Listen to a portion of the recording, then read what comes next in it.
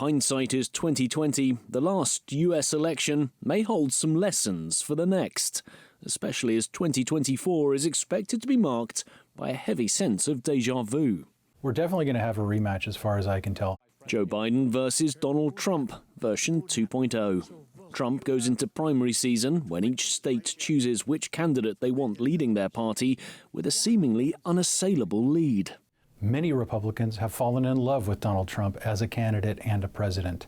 He has developed a cult of personality that no other politician in U.S. history has ever developed. This time round, both men have a record, a first term to be judged on. Dominating much of the discussion is Biden's age, now 81. Many in his own party say he's too old to run again. The economy, jobs, immigration, my choice, and abortion access are all expected to motivate voters. And if an election year isn't already busy enough, politics and courtroom drama will collide in the coming months. Trump has 4 upcoming trials relating to his alleged attempts to overturn the 2020 election results, keeping classified documents after he left office, and paying women to cover up alleged affairs. We've never had anything like this before. We've never really had a former president charged with anything. If he can get reelected, he's got nothing to worry about for a while. If he's not reelected, he's in big trouble. Yet even with his legal troubles, some polls suggest that he's on course to beat Biden. I think a lot of the world is looking at us as though we're out of our minds and concerned, rightly concerned, that a lot of the international relationships that President Biden has rebuilt, particularly NATO, that they will essentially go by the wayside if Donald Trump were reelected. This year, even black and white legal proceedings will likely be twisted for political gain, made worse as what Americans see and hear could be manipulated. We're entering an era in which our enemies can make it look like anyone is saying anything at any point in time. We need to be more vigilant with what we trust from the internet. With artificial intelligence getting more sophisticated, social media is filling up with fake AI-generated images, such as these that an organization created ahead of Trump's arraignment in New York, simply to show how easy it is to make images of events that never happened. Many experts predict in this election it'll be even harder to tell real-life fact from AI fiction, with the added twist that artificial intelligence could be used as a convenient excuse. I suspect in this coming electoral cycle there are going to be a lot of politicians dismissing real footage with claims of AI and putting the pressure on the public and the media to do the debunks on that. If you now stand, I'll administer the oath. And it's not just the threat from within the US. Congress and industry insiders are concerned, once again, about the possibility of outside interference in this election. We need to avoid, having some, especially foreign entity interfere in our elections. But at the same time, AI-generated content is speech, and I think it would be a dangerous precedent to try to ban something. Foreign policy is more sharply in focus than in 2020. The impact of conflicts in Ukraine and Gaza is being felt in the US. The Biden administration is heavily invested, financially, politically, and ideologically.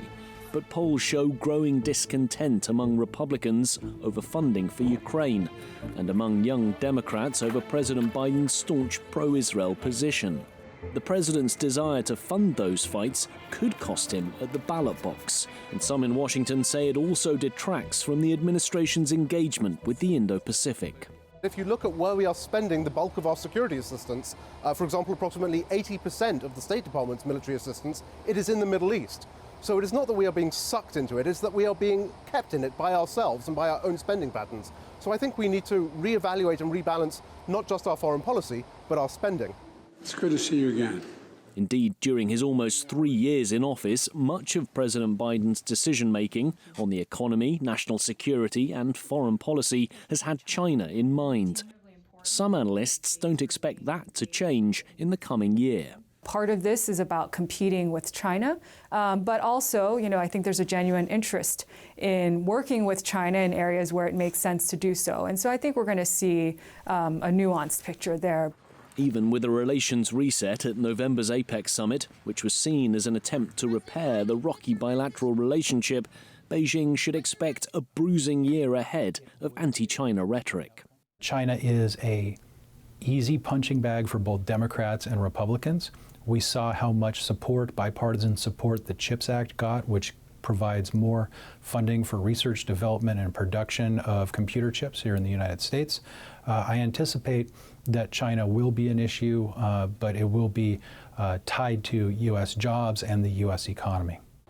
This time next year, we'll know who will be calling this home for the next 4 years. Before then, an unpredictable year of partisan politics, during which time the administration will be hoping those simmering US-China tensions don't boil over.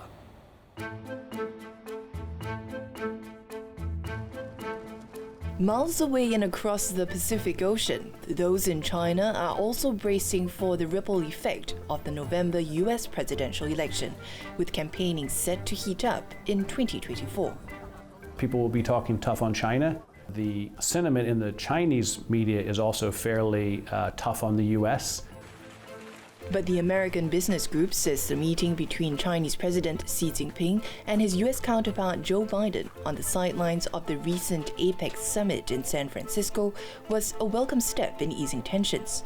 Mr. Xi also met US business leaders at a widely publicized dinner, and it's hoped this will build enough goodwill between both sides ahead of the election season.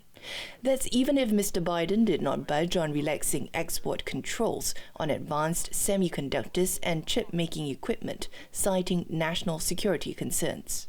So one of the concerns we've heard from Chinese groups is they like U.S. products and services, but they were concerned that if there was, for example, another export control put in place, that after they had chosen an American supplier, that they wouldn't be able to deliver. And so hopefully the attitude and the fact that President Xi went and has stated that he wants U.S. companies, hopefully that takes away some of those concerns.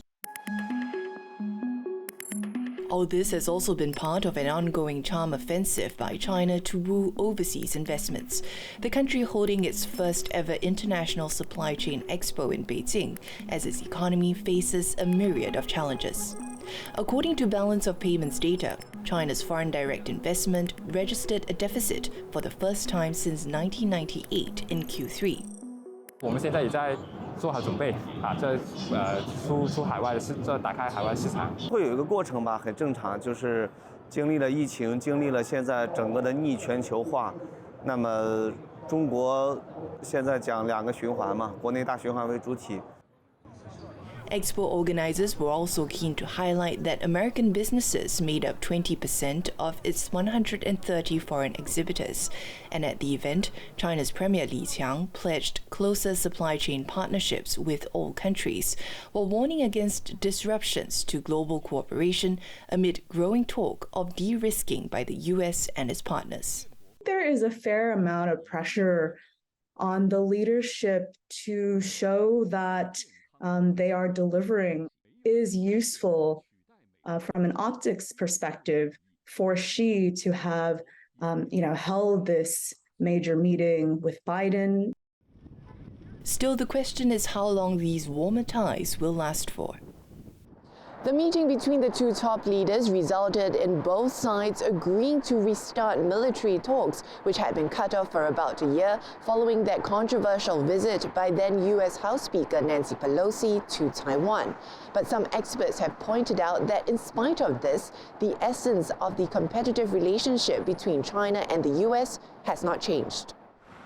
The U.S. has viewed China as its biggest strategic competitor, while Beijing views Washington's moves as trying to contain its rise. Even if we do see a resumption of those channels, if relations sour again, it's very likely that China might again choose to halt these communications as a form of leverage.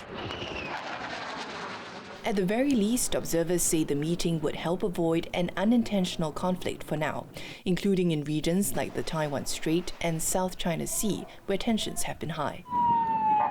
Also, as wars rage on in Ukraine and the Middle East, China increasingly keen to portray itself as a peacemaker.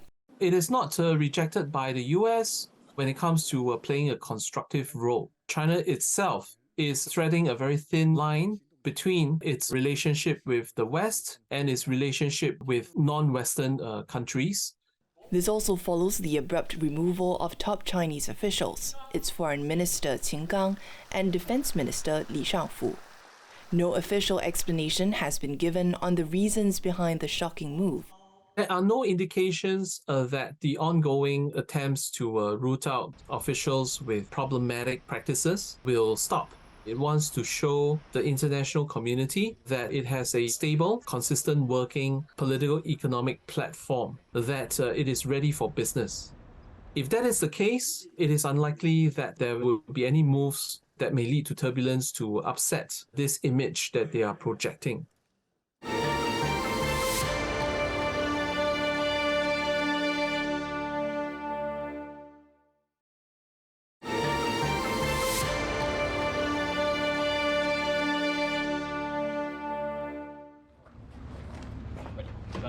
The most important red line that can never be crossed in US-China relations, and reunification is unstoppable. That's what Chinese President Xi Jinping stressed to US President Joe Biden on the Taiwan issue in their most recent meeting in San Francisco.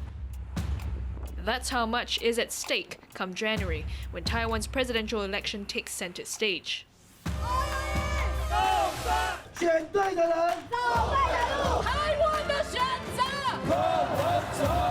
All eyes will be on who among these three men will snag the top job in the island that could determine the peace and harmony in the Taiwan Straits for the next 4 years.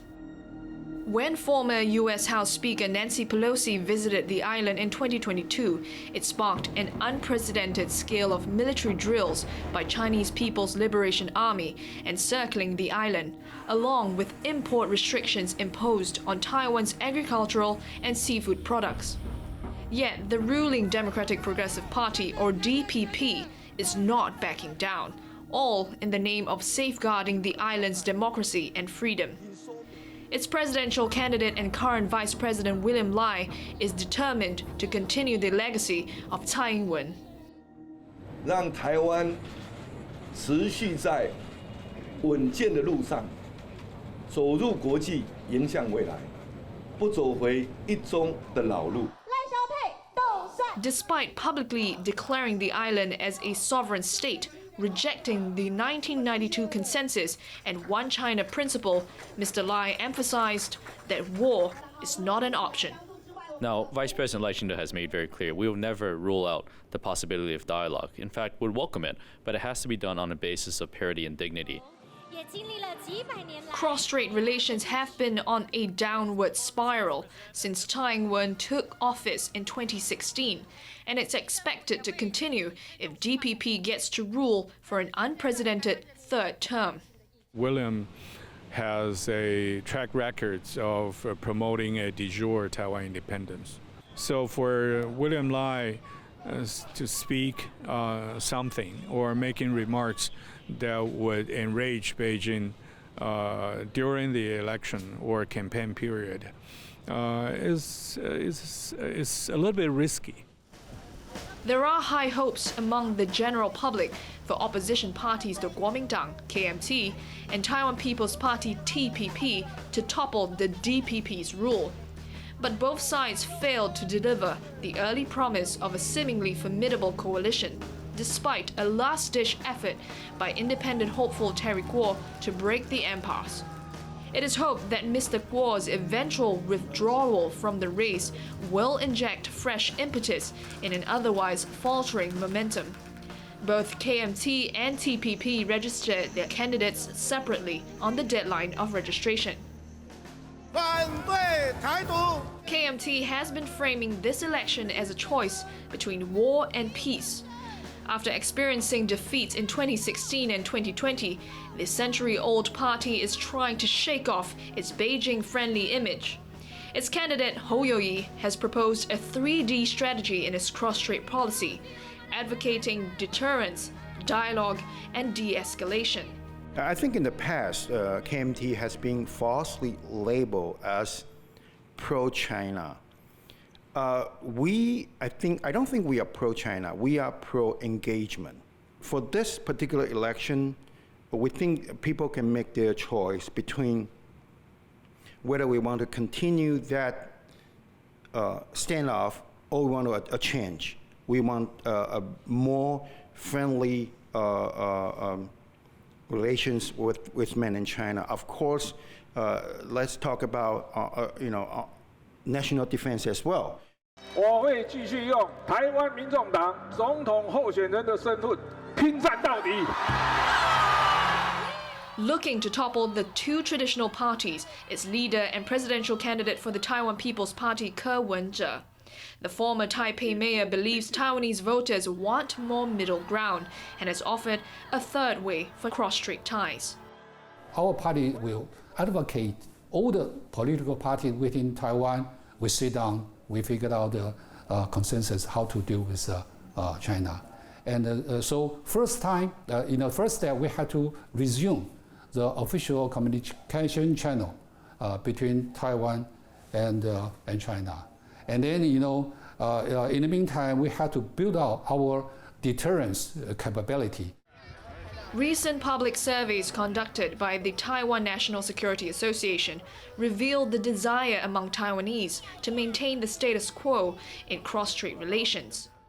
其实根本的问题还在人民的意志，所以在这边或许北京会有失落，北京会有这种在政策上面的重新的步伐的调整。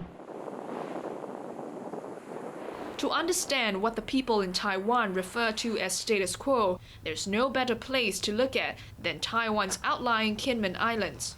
Back in 1958, at the height of the Cold War, major fighting occurred here in Kinmen, which sits at the front line between Taiwan and China. Now, what remains are these war monuments, tanks pointing directly at China. But now it serves as a reminder that no one wants to return to a time of war and destruction. Today, Kinmen has become a tourist attraction. Residents also hope the coming election will bring about renewed peace in the Taiwan Straits. 金门喜欢和平，不喜欢打仗。没有人希望看到战争啊，大家都希望和平共处，这样经济发展上跟旅游发展上会比较好。 As we stand here overlooking the Taiwan Strait, the issue of cross-strait relations will be not too distant from the minds of voters. And as 13 January looms, the three presidential candidates will be going all out to convince some 20% of swing voters who could very well determine the outcome of this election. I've come to Xiamen, a southern Chinese coastal city, just across from Taiwan's outlying Kinmen Islands. Walking along this beach, you really get a sense of how close the Taiwanese Kinmen Islands are. At its closest point, it's less than 2 kilometers away from China. And this beach has attracted groups of Chinese tourists who are curious to see what's on the other side. Next to the beach, you can see a gigantic signboard erected. It says, "One country, two systems to unify China." At a nearby dock, I decided to get a ticket that takes me on a boat tour past the Kinmen Islands. Before the pandemic, Chinese mainlanders can more easily travel to Taiwan as tourists. But then in July 2019, China announced it would stop issuing individual travel permits for Taiwan. The tourism ministry saying this was spurred by a cross-strait situation. And 3 years on, this decision has not yet been reversed. And so Taiwan is still largely devoid of Chinese tourists. In the 1950s, Kinmen was at the front lines of a civil war between the Chinese Communist Party and the nationalists, Kuomintang, or KMT. But the Chinese Communists failed to seize control of Kinmen, leaving it in the jurisdiction of the KMT. The islands are now part of Taiwan, even though they are geographically much closer to China and rely on Fujian province for their water supply. President Xi Jinping has vowed to build up China's military into a great wall of steel to defend the country's sovereignty. China has always maintained that Taiwan is an inalienable part of its territory, and nowhere is this clearer than in Fujian province, where a series of measures have been proposed to make it easier for Taiwanese to settle down, to buy a home, to find employment and get medical insurance, all in a bid to further integrate Taiwan and Fujian. 24-year-old Chen Boyuan is one of many Taiwanese youths who have come to mainland China to study. His time here has changed his perceptions of the communist country that he ended up becoming a loud advocate of cross-strait reunification. 我朋友说你要去哦，那你会不会被抓这样子？然后大陆很可怕、很恐怖这样子。那我来之后，我才发现其实根本不是讲的那样子。 当年我们泉州是东方第一大港的时候，有很多的人下南洋。In his free time, he shares about Chinese culture through videologs and even songs that he's written and performed himself.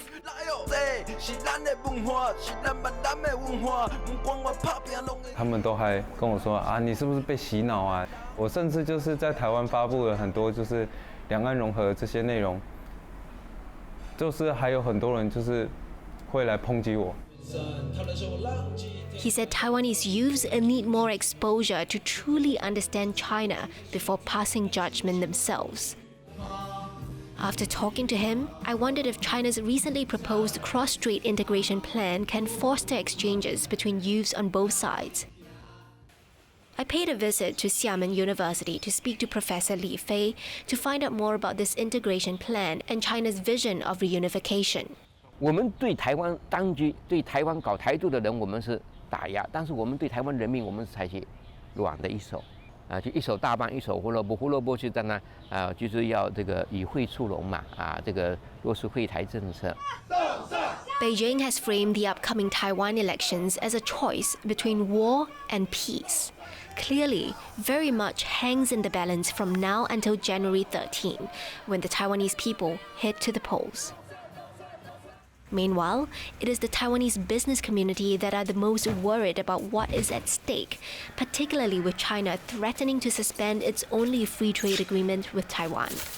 因为我们两岸都有公司嘛，在台湾也好，在大陆也好，都会有一定的这个影响，因为货品的往来，跟政治它有点息息相关。那我们从这个政策层面。 不管两岸的选举怎么样，在政府的层面，就是在大陆政府的层面，它一直是鼓励两岸的货物必须畅通。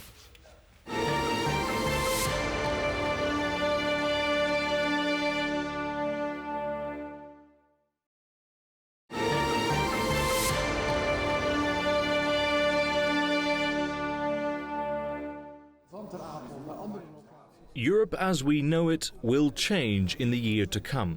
The crises of the last few years mean that Europe has had to boost its security, become less reliant on others, and keep its allies closer. But faced with economic headwinds, geopolitical tensions, and domestic political changes, big institutions like the EU and NATO here in Brussels will have to adapt faster than ever. As it has since February 2022, Russia's invasion of Ukraine will be the defining issue for European security, defense, and energy policy. Ukrainian President Volodymyr Zelensky vowed that the future of Ukraine's security can only be assured if it is allowed to join the European Union and NATO. But Ukraine is not alone in this. Moldova, a former Soviet state which has long been under Russia's influence, has also set a course for European Union membership. Ukraine continues to face tremendous hardship and tragedy provoked by Russia's war of aggression, and yet the Ukrainians are deeply reforming their country, even as they are fighting a war that is existential for them. At the end of 2023, the European Commission opened accession negotiations with Kyiv and Chisinau.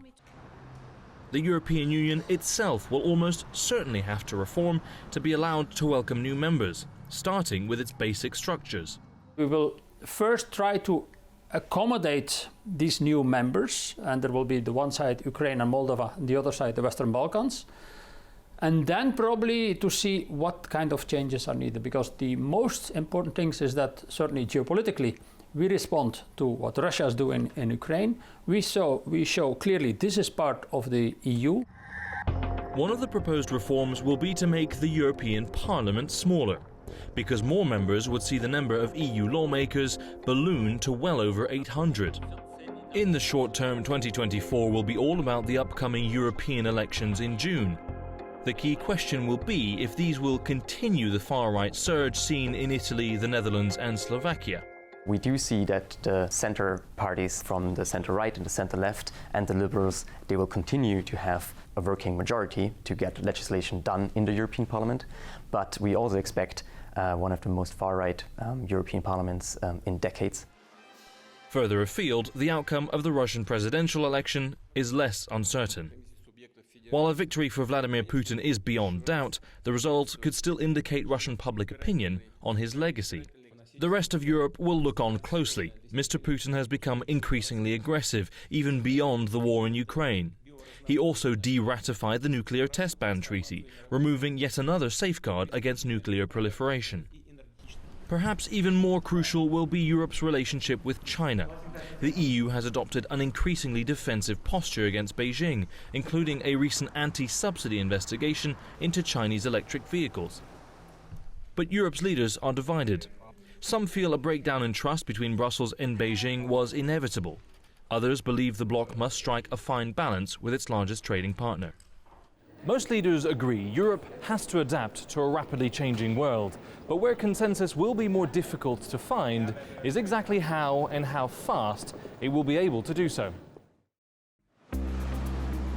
2024 will witness an election like never before.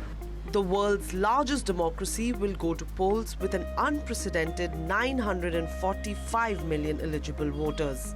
Prime Minister Narendra Modi is the main contender, and he will be seeking a historic third term in office. Many see the 73-year-old as the mascot of a new India. He took office in 2014. Within a decade, it has become the world's most populous country and a force to be reckoned with internationally. जो world हमें जिस तरीके से भी इस time पे देख रहा है कि चलो हम देखा जाता है, ऐसा नहीं है कि अब पहले की तरह बिल्कुल इग्नोर कर दिया जाता हो. अभी देखते हैं लोग हमारी तरफ के ऊपर कि इंडिया का क्या इस चीज़ पे क्या फीडबैक है या क्या कहना चाहते हैं, वो तो स्टैंड देखते हैं हर जगह पे. Mr. Modi and his Bharatiya Janata Party or BJP point to India's growing geopolitical clout as proof of its transformational leadership. It is one of the BJP's principal campaign points that Mr. Modi has enhanced India's prestige, that the Indian passport is respected more than what it was respected in 2014. I think this is just a question of perception building, what they want to promote. In his pursuit for a role for India on the world stage, critics say New Delhi has lost clout with neighbours like the Maldives, Sri Lanka and Nepal, which are more aligned with China than ever before. But it is not foreign policy that wins elections. A recent survey found 8 out of 10 Indians have a favourable view of the Prime Minister. Mr. Mukhopadhyay, who penned a book on Mr. Modi, says his BJP has given India's Hindu majority an invigorated sense of representation and empowerment. Mr. Modi's tenure from 2014 onwards has essentially been where the Hindu nationalist ideology has come to the fore. They have not just a parliamentary majority, but they also have a majority of people supporting this Hindu nationalistic majoritarian ideology. As Mr. Modi seeks a third term, he will deliver on a key poll promise: building a Hindu temple in Ayodhya, where a Hindu mob razed a 16th century mosque 3 decades ago. That temple is set to be inaugurated in January before elections. People don't want to be apologetic about being Hindu, and people also want development. Opposition parties are putting up a united front to defeat Mr. Modi. 26 parties have formed India, or the Indian National Development Inclusive Alliance. We have seen how a lot of processes have been bypassed, how democracy has been undermined, how constitutional norms have been set aside to ensure that the centrality of power continues, which Mr. Modi has done. A demographic both sides will be looking to win over is India's youth. 600 million out of 1.4 billion Indians are between 18 and 35 years old, and 150 million will cast their ballot for the first time. Their biggest concern is jobs. 42% of India's young graduates under the age of 25 were unemployed between 2021 and 2022. And it is worrying Farhan Khan, who will graduate in a few years. Every third person is rushing, like they're going out to like either UK or US or Australia or like any foreign country, you just name it. Rajni Chaudhary couldn't go to college and has struggled to find well-paying jobs. मेरे दो छोटे भाई हैं, मैं घर में बड़ी हूँ, मम्मी और पापा हैं। हम लोग की स्टडी के लिए यहाँ पे शुरू से स्टॉल लगाया था, ठीक है, स्ट्रगल करा है पढ़ाने के लिए, और जैसे कि देख रहे हैं कि वो तो पढ़े लिखे नहीं थे, तो उनको कोई काम नहीं पता था करने के लिए, तो उन्होंने जो सोचा वो यही था। But it remains to be seen if the job situation could hurt Mr. Modi's re-election bid.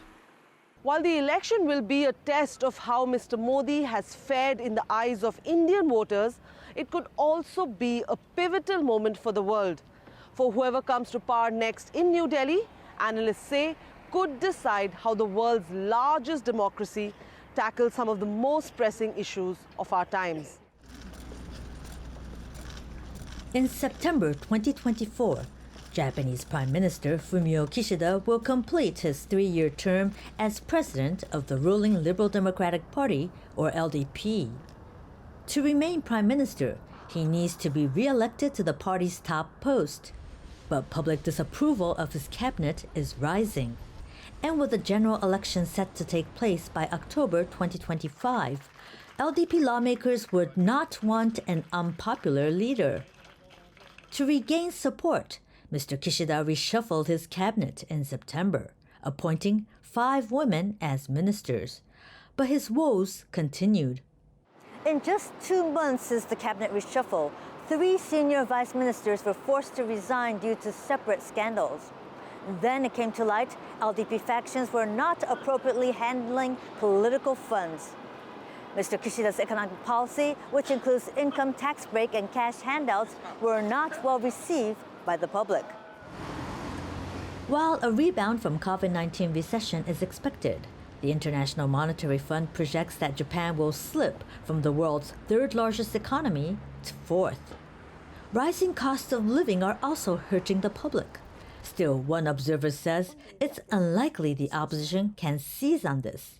Opposition parties, they keep saying that tax cut is important or additional spending is important for the poor people, but they haven't really paid attention to what will happen to Japan's public debt. Our public debt is already reaching 260% of GDP. Another analyst, though, says the LDP could lose its grip on power if the opposition forms an alliance. They are prepared for the statute for the former unification church problem.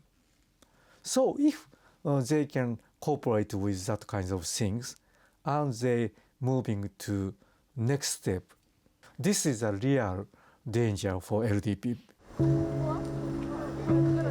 In July 2022, former Prime Minister Shinzo Abe was assassinated.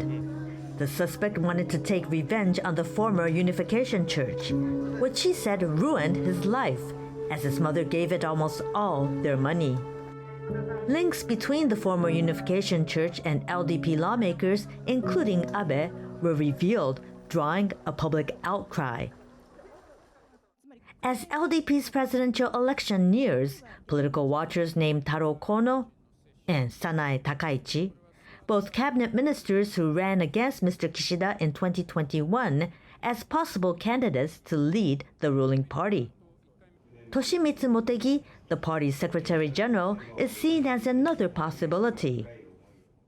Recent media polls also placed former Defense Minister Shigeru Ishiba as the favorite to succeed Mr. Kishida. He has been a long-term popular candidate for the Prime Minister, but couldn't win the presidential election of LDP because he is popular among general publics, but he is unpopular among Diet members of LDP. With months to go until Mr. Kishida's term as LDP president ends, political watchers say there is still a chance for him to turn the tide.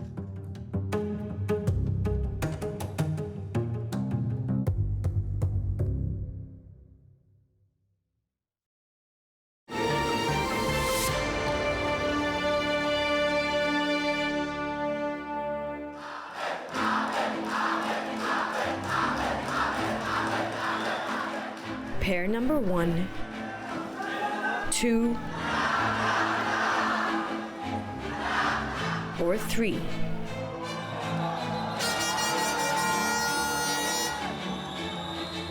On the 14th of February, Indonesians will head to the polls to choose their next president and vice president. There will be a three-cornered fight for the first time in 15 years. Among the candidates are former Jakarta Governor Anies Baswedan and chairman of the National Awakening Party, Mohaimin Iskandar. Mr. Anies was accused of employing identity politics to gain favor in Jakarta's 2017 gubernatorial elections. Also running, former Central Java Governor Ganjar Pranowo, who has a long career in public service, and Coordinating Minister for Political, Legal and Security Affairs Mahfud MD. And Defense Minister Prabowo Subianto and Solo Mayor Gibran Rakabuming Raka, who have drawn controversy too. Mr. Prabowo faced allegations of human rights abuses during his time as Special Forces commander, while Mr. Gibran is President Joko Widodo's eldest son. Analysts say the outcome of the election will play a significant role in shaping Indonesia's post-Jokowi era. If the winner is not Jokowi's man, then we still have an expectations to put more demand to the next president, because other than the non-Jokowi's man has the incentive to show to the public that they can make change, right? While Jokowi's man, the only way they can do is to continue what Jokowi has been doing now. So yes, this is, in that sense, can be a watershed of election. About 205 million Indonesians are eligible to vote, making it the world's largest single-day election. Election campaigning will run until the 10th of February, but observers say the winner of the presidential election is unlikely to emerge on polling day on the 14th of February. That's because if no pairing wins more than 50% of the vote in the three-way fight, then a runoff between the top two contenders will take place on the 26th of June. Slightly more than half of the voter roll are young voters aged 17 to 39 years old. Observers say this demographic will play a key role in deciding the country's leaders, their campaign agenda, and the future direction of the government. Isu ekonomi dan pemberantasan korupsi masih menjadi isu utama bagi anak muda. Tren perubahan selanjutnya terjadi di level global, ya, di mana isu-isu soal perubahan iklim, ya, krisis pangan, energi, mungkin juga krisis kesehatan pasca COVID, itu juga krisis keuangan bisa jadi, ya. Itu juga akan membuat Pilpres ini menjadi penting untuk menyiapkan rencana-rencana kebijakan yang akan dilakukan oleh pemerintahan baru. Nearly 20,000 representatives to national, provincial, and district parliaments will also be elected from a pool of 250,000 candidates on polling day. But all eyes will be on who is poised to succeed Jokowi, who is leaving after a decade in office. Indonesia's President Joko Widodo is hugely popular with the public, but he is unable to contest next year's presidential election after serving the maximum 2 terms. The 62-year-old will leave office in October. So what sort of legacy will the man known at home as Jokowi leave behind? Observers say a large part of his legacy is inextricably linked to the construction of a new $32 billion capital city called Nusantara in East Kalimantan province. This is Zone 1A, one of 4 places that forms the central government core area. The presidential palace is about 2 kilometers from where I'm standing, and just next to it is the site where the ceremony to celebrate the country's 79th Independence Day is expected to take place on 17th of August next year. In recent months, Mr. Widodo has attended a number of groundbreaking ceremonies for domestic investors in Nusantara. Authorities expect the first foreign investors to begin construction of their projects in Nusantara by early 2024. Some of them are now on the feasibility study stages. Some of them are looking also for source of financings. I hope that by beginning of next year, they will be the first and second and the third foreign investor will come. Will actually hit the ground and have some groundbreaking at that time. Nusantara will take many years to complete, and Mr. Widodo wants to ensure his successor continues the project long after he steps down. Mr. Widodo has not endorsed any of the presidential candidates, but he has shown signs of his preference. In October, during an event organized by Projo, Mr. Widodo's loyal group of supporters, he struck a gong 8 times.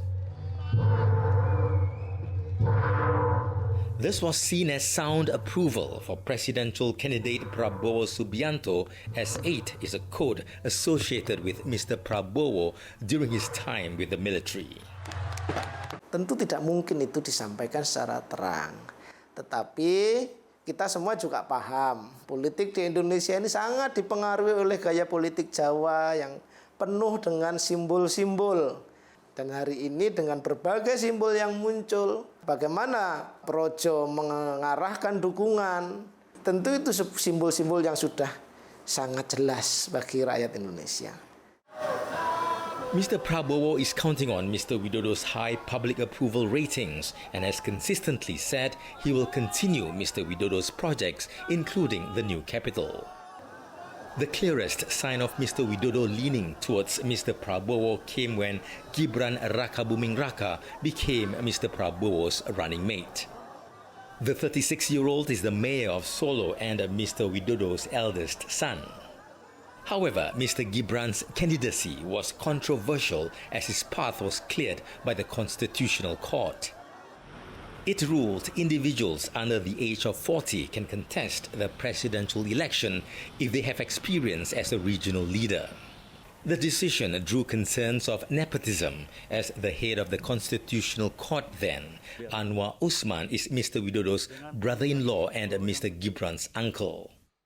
Pasangan capres dan cawapres itu ditentukan oleh partai politik atau gabungan partai politik. Itu wilayah parpol. Dan saya tegaskan, saya tidak mencampuri urusan penentuan capres atau cawapres. Mr. Gibran's vice presidential candidacy is seen by many Indonesians as Mr. Widodo's attempt to cling on to power and build a political dynasty. Observers say the president's political maneuvering will have a negative impact on his legacy. Everybody knows there is no way of Gibran being there as the vice presidential candidate for Prabowo without the intervention of Jokowi. It's very sad, yeah? He ruined the spirit of democratization in Indonesia. Part of the reason we democratize is to limit the lust for power. Now Jokowi nakedly expressed, clearly put all of the achievement in our democracy into the brink of danger. Mr. Widodo says he will be neutral in the presidential race amid concerns he may use the state apparatus to ensure his son's victory. Analysts believe this is beyond a matter of Mr. Widodo's legacy, but one of ensuring the continuity of dynastic politics and that the president's family becomes the epicenter of Indonesian politics.